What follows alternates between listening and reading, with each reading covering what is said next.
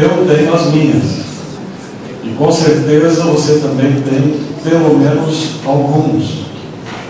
Vai ser impossível aqui a gente fazer uma lista das fobias que afetam a humanidade nos dias de hoje, mas eu trouxe alguns exemplos para nós introduzirmos a mensagem desta manhã. Nós sempre teremos algo que é maior do que nós. É inevitável. É inerente. Aquilo que a gente não consegue ter domínio nos causa, em princípio, algum tipo de medo. Talvez, para a maioria de vocês, a geração mais nova, não teme mais o ataque através de uma bomba atômica. Mas eu sou de uma geração em que constantemente nós ouvíamos pelo rádio e algumas vezes pela TV ameaças constantes de destruição mundial entre duas potências, né? Os Estados Unidos e a União Soviética, de ameaças nucleares, bombas atômicas, bombas de nêutrons, destrói as pessoas, mas não destrói a matéria, bomba de hidrogênio, a mais potente já fabricada pelo homem. Tememos armas, temos que temer muitas coisas, tememos tudo aquilo que nos leva a ter sentimento de morte. Tememos vírus. A tuberculose até certo tempo atrás estava dominada com o uso da antibiótico terapia, mas a tuberculose voltou de uma forma muito mais agressiva. Nós temos que temer hoje. De vez por outra nós encontramos pessoas que do nosso convívio estavam sadias, de repente sabemos que estão com tuberculose. Tifo, lepra, AIDS. Está assombrando o mundo agora mais uma ameaça, que é a ameaça do vírus Ebola. Vocês têm visto na mídia imagens terríveis da África, pessoas sendo arrancadas à força do meio da rua para um centro de tratamento que parece mais um campo de concentração, um confinamento, e o medo do Ebola está se dissipando por toda a sociedade mundial. Eu me surpreendi essa semana ao entrar numa agência bancária. Junto da porta de vidro já tinha ali as orientações para cuidado para evitar o Ebola. Estamos com medo. Qualquer outro tipo de vírus nos causa medo. Bem pertinho da nossa igreja, aqui a cerca de 200 metros, pessoas estão morrendo, vítimas de uma superbactéria chamada KPC. Pelo menos uma pessoa morreu aqui no Hospital São José. Eu não gostaria de estar internado ali, se fosse esse o caso. Mas essas coisas nos causam medo. Eu tenho medo terrível de alguns animais ferozes. Eu não sou valente para enfrentar um leão. Esses dias um menino brincou com um leão ali no Paraná e perdeu o braço. O tigre, o felino. Animais traiçoeiros como uma onça. Você já teve a oportunidade de encontrar-se frente a frente com uma onça? Desarmado? No meio do mar? Achei que ninguém, apenas eu. Olha que ideia que eu tive há 30 e tantos anos atrás. Meu pai era diretor do colégio lá no interior do Amazonas, chamado IAI, área industrial, 75 quilômetros no meio da selva, longe de Manaus. E no sábado à tarde, sem ter o que fazer, naquele calor da Amazônia, eu e meu irmão, o Vânia, decidimos passear na floresta. Que legal, né? Passear na floresta, um sábado à tarde. Nós queríamos visitar uma plantação, uma tentativa que os agrônomos do colégio estavam fazendo de produzirem lá naquele clima laranjas. 2 agrônomos americanos fizeram tentativas de enxertar pé de laranjas em outras árvores da Amazônia, e nós fomos lá, onde havia sido feito uma, lá eles chamam coivara, derrubaram a mata para ali plantar aqueles pés de enxerto, né, de laranja. Era cerca de 2 horas da tarde, e nós estávamos chegando quase lá e tinha uma tremenda árvore caída. E o meu irmão olhou assim, tinha uma cavidade embaixo, sol muito forte, não dava para ver o que tinha dentro daquele buraco.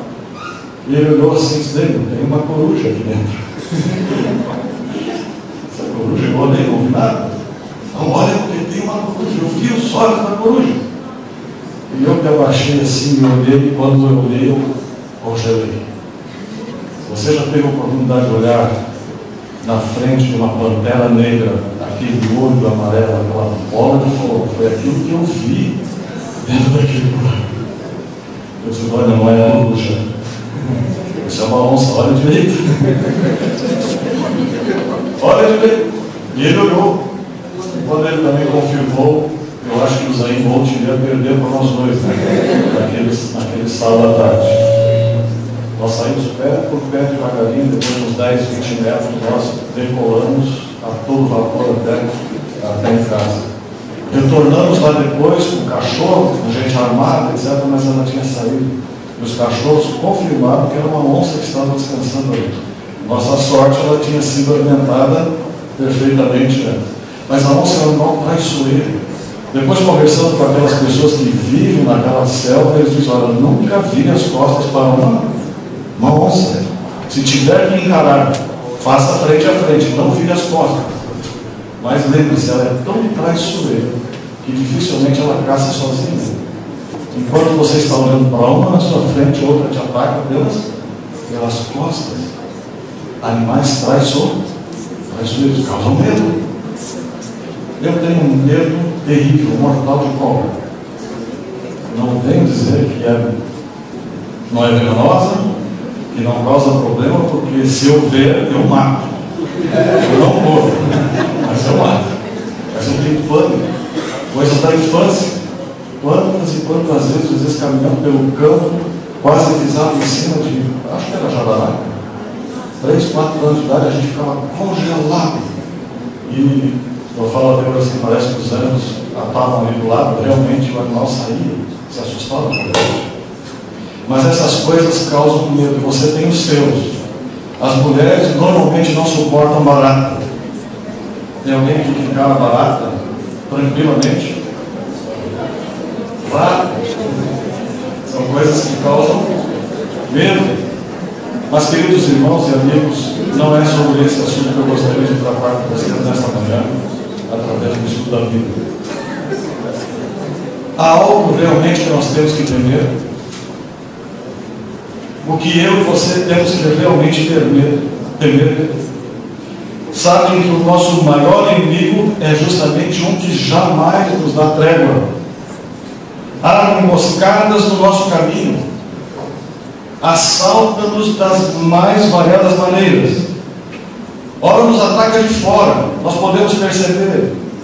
Ora nos ataca de dentro, se aloja dentro de nós.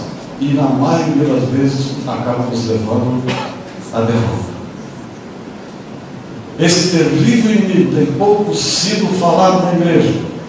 E é sobre ele que eu gostaria de que nós estudássemos um pouquinho esta manhã. Esse terrível inimigo tem nome. E ele chama-se pecado. Pecado também é conhecido como mal, iniquidade, perversão, transgressão, quebra de mandamento, quebrantamento da lei. Olha o que diz Ellen White no livro Grande Conflito, na página 509. Quando o homem transgrediu a lei divina, Adão e Eva, os nossos pais, sua natureza se tornou má, e ele ficou em harmonia com Satanás, e não em desacordo com ele. Não existe por natureza nenhuma inimizade entre o homem pecador e o originador do pecado. Notem que isso é extremamente grave e preocupante para nós. Não importa se nós tentamos ser os mais bonzinhos, certinhos possíveis, a nossa natureza é má. Nascemos nesse mundo já com a perversão do pecado entranhado na nossa genética, né? A nossa genética. Ela continua dizendo aqui: ambos se tornaram malignos pela apostasia.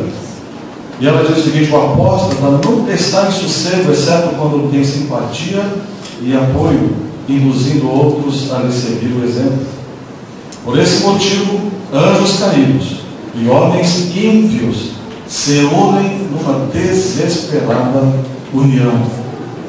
Portanto, a nossa condição é terrível, porque estamos em um mundo pecador e somos pecadores, não importa aquilo que nós façamos. Eu gostaria de compartilhar com vocês algumas comparações do pecado. Depois nós vamos para a Bíblia. O primeiro delas assemelha-se a uma víbora, a uma serpente peçonhenta, insidiosa, mortífera. O pecado, mesmo na Bíblia, ele é sempre, ou colocado, como o primeiro símbolo dele, como sendo de uma serpente. A serpente ficou como uma representação da luta do homem com esse terrível inimigo. Nós podemos comparar o pecado a um redemoinho, um tornado, um twister. O redemoinho envolve, levanta e destrói. Vez por outra nós temos acompanhado na mídia, não muito longe, não precisa ser no exterior, locais aqui no Brasil que são acometidos de um tornado. Envolve, levanta e destrói. Assim também acontece com as vítimas do pecado. Uma outra comparação do pecado é com relação à lepra. A lepra ainda é a mais temível e detestável das doenças. A lepra insensibiliza, corrói, deforma, aniquila. Assim também é com o pecado. Felizmente não está mais no nosso meio cotidiano pessoas acometidas de lepra. Você já foi a um leprosário? Teve oportunidade de ver alguma pessoa com lepra? Na minha época, mais jovem, existia. E meu pai, o pastor de Florianópolis, dava assistência a um grupo de irmãos leprosos. E eu ia com ele lá. Pessoas sem orelhas, sem nariz, sem braço, sem perna, sadios, mas os pedaços vão se soltando, vão se deformando. É uma pior condição que a gente pode olhar para alguém, e assim é o pecado. Ele sensibiliza o pecador, ele corrói, ele deforma e depois mata, aniquila. Nós podemos comparar o pecado também a uma sereia encantadora, sedutora, atraente. Aí nós podemos encaixar as diversões do mundo, as vaidades, as músicas profanas, a sedução do dinheiro, da riqueza, da competência, do status e tudo mais. Lá em Tiago, Paulo escrevendo a Tiago no capítulo 1, verso 14, diz o seguinte: ao contrário, cada um é tentado pela própria cobiça, quando esta o atrai e seduz. Quais as consequências primárias do pecado em nossa vida? Uma das primeiras consequências do pecado é que ele enferruja, ele corrói, ele paralisa. Nós podemos colocar aí os vícios, tantas outras coisas que trazem rugas ao pecador e levam ao envelhecimento. O pecado, ele quebra, ele enfraquece. O pecado traz discórdia dentro do próprio lar. Por causa do pecado, guerras são geradas. Por causa do pecado, o ódio é gerado.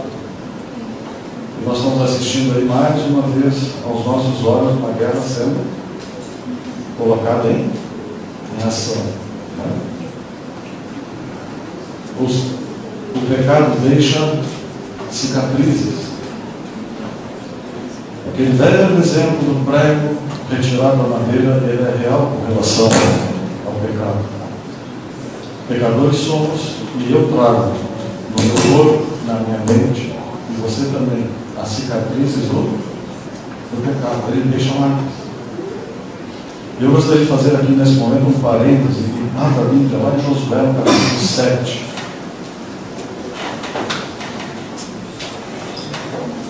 Josué, capítulo 7.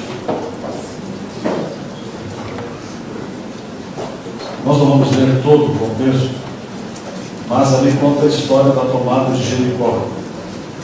Na tomada de Jericó, dentre tantas ordens que Deus deu uma ordem explícita ao povo de Israel que nenhum despojo de guerra deveria ser tomado. Absolutamente nada. Apenas os utensílios e vasos que poderiam ser usados no templo. Nada mais.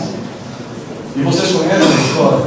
Acã gostou, achou uma boa capa babilônica. 200 ciclos de prata e uma vara de ouro no peso de 50 ciclos. Acã tomou aquele despojo, escondeu e enterrou embaixo da sua tenda. E esse pecado de Acã trouxe consequências funestas para o povo de Deus naquela ocasião. Cerca de 3.000 homens morreram em consequência daquele pecado. Diz o texto que na tomada de Ai, que era uma cidade menor, não precisava levar tanta gente, e os israelitas foram derrotados. No verso 13, última parte, diz o seguinte: Deus está dizendo: há coisas condenadas no vosso meio, ó Israel. Aos vossos inimigos não podereis resistir enquanto não eliminardes do vosso meio as coisas condenadas. O meu pecado não atinge apenas a minha pessoa. Uma das tentações e maiores mentiras do inimigo é que faça você o que você quiser. O problema é apenas seu. Ninguém tem nada absolutamente a ver com isso. Mas o meu pecado atinge as pessoas que me cercam. E pior, esse exemplo deixa bem claro, entre tantos que há na Bíblia, de que o meu pecado, cometido conscientemente, persistentemente, não abandonado, não confessado, não perdoado, afeta a igreja. O meu pecado é uma das causas da paralisia que envolve a igreja. Portanto, nós temos que temer tremendamente o pecado. A consequência de Acã é que ele, a sua família, os seus animais, os seus pertences, ele confessou, pode ter sido até perdoado, mas como consequência foi apedrejado, tudo que dele pertencia foi queimado. Deus não permite que coisas condenadas permaneçam em nossa vida, nem no seio da igreja. Portanto, temos que ter bastante cuidado com essas questões ou com a questão do pecado. Mais 4 fatos rapidamente acerca do pecado. Ele progride como uma erva daninha. Tente cuidar de um jardim, você cuida, no outro dia já tem algo diferente nascendo lá. Assim é o pecado. Alastras, nasce sozinho, você não precisa plantar, mas o pecado brota. Apanha-nos de surpresa, assim como uma serpente. O pecado aniquila o físico, entorpece a mente e finalmente resulta em morte. Ou seja, pecado, separação de Deus, morte e pecado. Eu vou contar para vocês aqui como o pecado nos pega de surpresa. Vocês que já me conhecem há bastante tempo podem fazer algum tipo de ideia de mim. Mas eu quase matei uma mulher. Uma palavra, no momento errado, numa hora errada, eu quase matei uma coitada de uma mãe. Eu era oficial da Marinha e dentro do hospital eu tratei um cabo com hemorragia durante uma semana. E eu não consegui resolver. Eu tive que apelar com um colega da aeronáutica. E nós levamos aquele paciente até o hospital aeronáutico para ser operado lá. E foi tudo resolvido rapidinho, mas eu estava tão chateado com aquela situação que eu não tinha cometido, mas caiu minha mãe não precisou para trabalho. Enquanto saí do centro cirúrgico, aquela senhora perguntou: como vai meu filho? Eu disse: morreu. Desastrosamente. Que palavra terrível. Eu queria dizer morreu hemorragia no meu tempo, mas eu matei a mulher. Eu tive que pedir perdão para ela. Não, desculpa, pedir perdão para ela. Não trago a culpa desse ato impensado, inconsequente. Mas a marca ficou, e eu pedi a Deus naquele momento que nunca mais deixasse cometer um ato dessa forma. Graças a Deus, Deus me preservou até agora. Mas o pecado é assim, nos apanha de surpresa, como uma serpente. Um pequeno furo no casco de um navio pode levá-lo a pique. Uma gotinha de veneno, uma fração pode matar um homem. Um pequeno pecado pode levar à morte eterna. Romanos 6, 23, primeira parte. Porque o salário do pecado é a morte. Eu quero continuar trazendo aqui alguns textos do Espírito de profecia, desde os dias de Adão até os nossos tempos. Nosso grande inimigo tem estado a exercer seu poder de oprimir e destruir.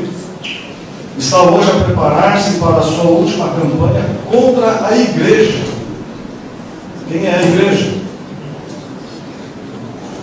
Quem é a igreja? Eu! Notem que Satanás está empenhado em batalhar contra eu. Eu sou a igreja. Nós. Quem sabe exercer seu poder de oprimir e destruir. Todos os que procuram, olha o que diz aqui. Todos os que procuram seguir a Jesus terão que batalhar contra esse implacável adversário. Estou eu lutando contra Satanás. Mas é contra ele que eu tenho que lutar. E olha o que ela continua dizendo aqui: enquanto os homens se acham em ignorância quanto aos seus estratagemas, este vigilante adversário se põe em seu caminho a cada momento. E olha onde é que está o diabo, o inimigo. Intromete-se em cada compartimento do lar, em todas as ruas da nossa cidade, nas igrejas, nos conselhos nacionais, nos tribunais de justiça, confundindo, enganando, seduzindo, arruinando por toda parte a alma e o corpo de homens, mulheres e crianças, desmembrando famílias, semeando ódios, rivalidades, contendas, sedição e assassínio. E é terrível o que Ellen White coloca aqui no pensamento seguinte: e o mundo cristão parece olhar para estas coisas como se Deus tivesse designado e elas devessem existir. O que quer dizer isso? Nós confortavelmente admitimos que o mundo é assim mesmo. Nós estamos, de uma certa forma, e quando eu coloco nós, me incluo, flertando constantemente com o nosso maior inimigo, convivendo lado a lado, dormindo com o inimigo. Até o filme, né? O mundo cristão parece olhar para essas coisas como se Deus tivesse designado e elas devessem existir. O mundo é assim mesmo. Nós temos que reagir com relação a isso. Há poder em nós para poder vencer esse inimigo? Temos força em nós para vencer este inimigo. Abra a Bíblia em Jeremias, capítulo 2, verso 22. Jeremias, capítulo 2, verso 22. Agora nós vamos olhar um pouquinho mais a miúde a Bíblia. Eu vou folhear a Bíblia para ganhar tempo. Mas vai passando a sua. Jeremias, capítulo 2, verso 22. Pelo que ainda que te laves com salitre e amontoes potassa, continua a mácula da tua iniquidade perante mim, diz o Senhor. Não adianta nós nos lavarmos o melhor do sabonete, da água mais limpa, seja do rio Ganges, seja do rio Jordão. Ninguém vai tomar banho aqui no rio Cachoeira, né? Não vai sair limpo mesmo. Mas não adianta tentarmos nos purificar com qualquer tipo de fórmula química que tira a sujeira, porque o pecado é uma mancha interna. O pecado não é exterior. A limpeza exterior não nos purifica do pecado. Não adianta nós arranjarmos desculpas para o pecado. Por causa dos nossos primeiros pais, Adão e Eva, um culpou o outro, mas os dois foram condenados. E é interessante porque nós, eu e você, sempre achamos desculpas para o pecado, mas a culpa é nossa. Nós temos que assumir o pecado e reconhecer quando nós erramos. Sacrifícios, lágrimas não purificam o pecado. Muitas religiões do mundo produzem verdadeiros mártires, entre eles os hindus, né? Fazem grandes sacrifícios pensando alcançar a purificação ou o sonhado nirvana dele. Né? Tudo em vão. Eu assisti esse dia um documentário na National Geographic sobre a morte de uma fiel seguidora hindu. Ela passou uma semana sem comer, sem tomar água, as pessoas assistindo ela, e ela ali sofrendo, desmaiava, voltava, e ia e não ia, morria e não morria, até que morreu, porque ela precisava alcançar o nirvana, purificação, tudo em vão. Cerimônias, batismo, são atos exteriores, e se não forem acompanhados de arrependimento, não pode haver o que nós chamamos da almejada purificação. O dinheiro, a educação, a profissão, nada pode extinguir ou limpar o pecado, a mancha do pecado em nossa vida. Qual a solução para esse terrível inimigo? Qual a saída? Abra a Bíblia em 1 João capítulo 1, verso 7. Os textos são todos conhecidos de nós, mas vamos relembrá-los. Unicamente o sangue de Jesus nos purifica de todo o pecado. 1 João 1, verso 7. Isaías 1, verso 18 diz: vinde, pois, e arrazoemos, diz o Senhor, ainda que os vossos pecados sejam como a escarlata, eles se tornarão brancos como a neve. Ainda que sejam vermelhos como carmesim, se tornarão como a lã. Querido amigo, querido irmão, é tão fácil. É de graça. O perdão ainda está disponível. A porta da graça ainda está aberta. Estamos vivos ainda para pedirmos perdão. É dado a todos. É o único remédio. Não adianta tentar fazer qualquer coisa humanamente possível ou impossível para nos libertarmos da mancha do pecado. Jesus, através do seu sangue, o sangue de Cristo é o único remédio. Atos capítulo 4, verso 12. Abra rapidinho lá, Atos capítulo 4, verso 12. E não há salvação em nenhum outro, porque abaixo do céu não existe nenhum outro nome dado entre os homens, pelo qual importa que sejamos salvos. Amém? Por isso, é Jesus a solução para nós. Só podemos entrar no céu se nos purificarmos no sangue de Jesus. Vamos lá em Apocalipse, capítulo 22, verso 14. Apocalipse 22, verso 14.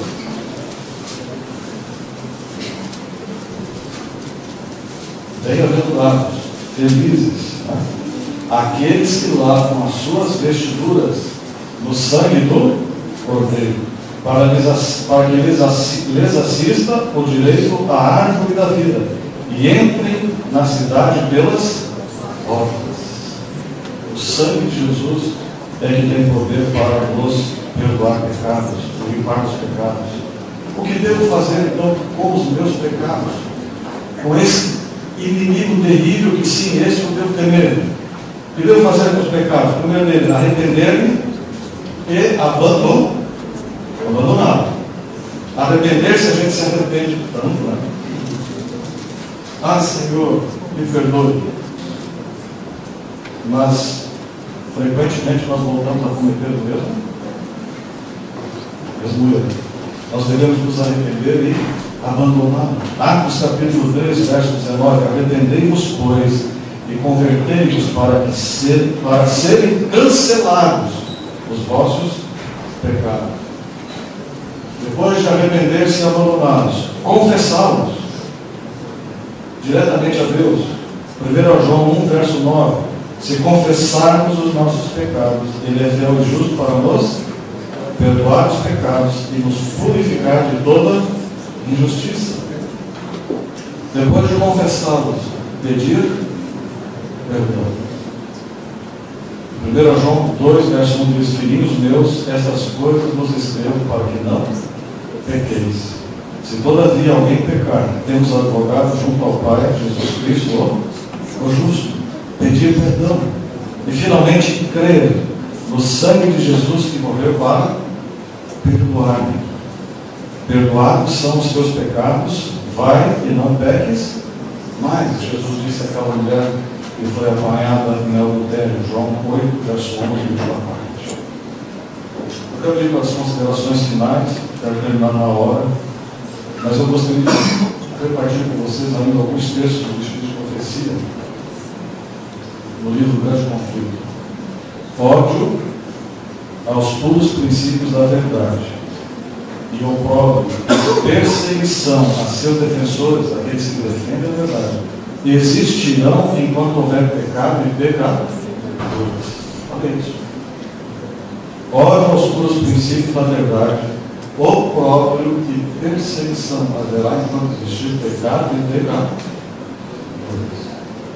Tem muita gente pregando aí que Jesus é apenas a solução para os problemas do dia. A teologia da prosperidade é uma ofensa a Deus. Essas coisas estão acontecendo e o povo corre atrás disso desesperadamente. Enquanto que aqueles que defendem a verdade serão perseguidos, oprimidos, enquanto esse mundo existir. Olha o que diz aqui: os seguidores de Cristo e os servos de Satanás não podem harmonizar-se. O agravo, que quer dizer a ofensa, a afronta, a injúria da cruz, não cessou. E Paulo, escrevendo a Timóteo, na segunda carta, capítulo 3, verso 14, diz o seguinte: todos os que piamente, sinceramente, querem viver em Cristo Jesus, padecerão perseguições. E a coisa vai ficando mais séria. Todos os que não são decididamente seguidores de Cristo são servos de Satanás. No coração não regenerado, há amor ao pecado e disposição para acariciá-lo e desculpá-lo. Gente, isso é muito forte. Ou eu sou decididamente seguidor de Cristo, ou inevitavelmente eu já sou um seguidor ou servo de Satanás. No coração renovado, há ódio e decidida resistência ao pecado. Quando os cristãos escolhem a sociedade com os ímpios e incrédulos, expõe-se à tentação. Satanás esconde-se das vistas e furtivamente estende sobre os olhos deles seu véu enganador. E não podem ver que tal companhia é calculada a fazer-lhes o mal. E ao mesmo tempo que vão constantemente assimilando o mundo, no que respeita ao caráter, palavras e ações, mais cegos se tornam. Quando eu li esse texto aqui, que eu vou ler para vocês agora, eu fiquei paralisado. Me fez estremecer, porque isso aqui tem consequências eternas. Olha o que diz o Espírito de Profecia: a conformidade aos costumes mundanos converte a igreja, eu e você, ao mundo. Jamais converte o mundo a Cristo.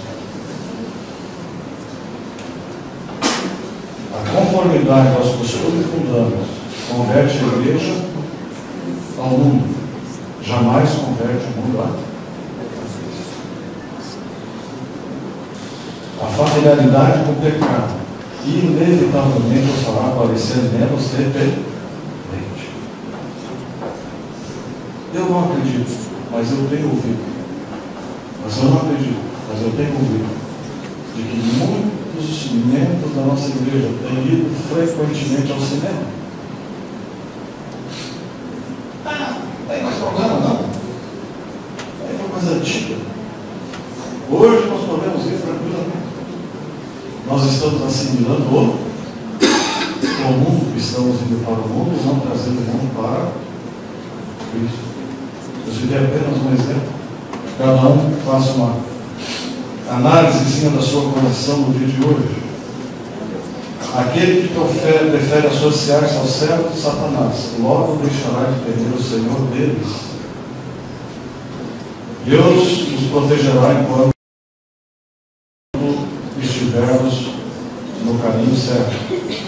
Mas se nos colocamos sob tentação, mais cedo ou mais tarde iremos cair.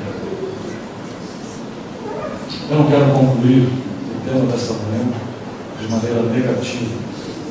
Não é essa a intenção. A intenção é um alerta para mim mesmo de que eu tenho que continuamente batalhar contra o pecado. Mas positivamente eu quero ler aqui o que diz aí no Espírito de Profecia e terminar depois com o texto bíblico. Cristo dá força, olha só, Cristo dá força a todos aqueles que a buscam. Temos nós verdadeiramente pedido a Deus forças para vencer o pecado em nossa vida? Deus dá forças. Eu creio nisso, está escrito aqui. Olha o que diz mais: sem consentimento próprio. Quer dizer, se eu não consentir, ninguém poderá ser vencido por Satanás. O tentador não pode, ou não tem poder, melhor, para governar a vontade ou forçar a alma a pecar. Pode angustiar, mas não contaminar. Pode causar agonia, mas não o aviltamento, que é a desonra, a humilhação. O fato de ter Cristo vencido deve incutir em seus seguidores coragem para combater varonilmente na peleja contra o pecado e contra Satanás. Meu querido irmão, meu querido amigo, se há algo que eu e você temos que entender nesta vida, chama-se apenas o pecado e o pai dele, Satanás. Temos nós nos mantido vigilantes em relação a essa luta? Ou temos nos conformado nas águas tranquilas, aparentemente, desse mundo e convivendo como os mundanos vivem? Mas eu gostaria de terminar, eu convido você a abrir com aquilo que nós encontramos na primeira carta de Pedro, lá no capítulo 5. Eu quero que vocês leiam comigo. Silenciosamente, eu vou ler aqui, mas cada um leia silenciosamente esse apelo. 1 Pedro, capítulo 5, a partir do verso 5, última parte. Essa é a minha oração, esse é o meu apelo para mim mesmo, para todos nós nesta manhã. As palavras de Pedro: cingimos todos de humildade, porque Deus resiste aos soberbos, aos orgulhosos. Contudo, aos humildes concede a sua graça. Humilhai-vos, portanto, sob a poderosa mão de Deus, para que, em tempo oportuno, vos exalte. Sede sóbrios e vigilantes. O diabo, vosso adversário, anda em derredor como um leão que ruge, procurando alguém para devorar. Resistir-lhe firmes na fé, certos de que os sofrimentos iguais aos vossos estão se cumprindo na vossa irmandade espalhada pelo mundo. Pensamos nós que só eu sofro. A pressão está sobre todos os nossos irmãos em todo o mundo. Ora, o Deus de toda a graça, que em Cristo nos chamou à sua eterna glória, depois de ter sofrido por um pouco, Ele mesmo vos há de aperfeiçoar, firmar, fortificar e fundamentar. A Ele seja o domínio pelos séculos dos séculos. Amém.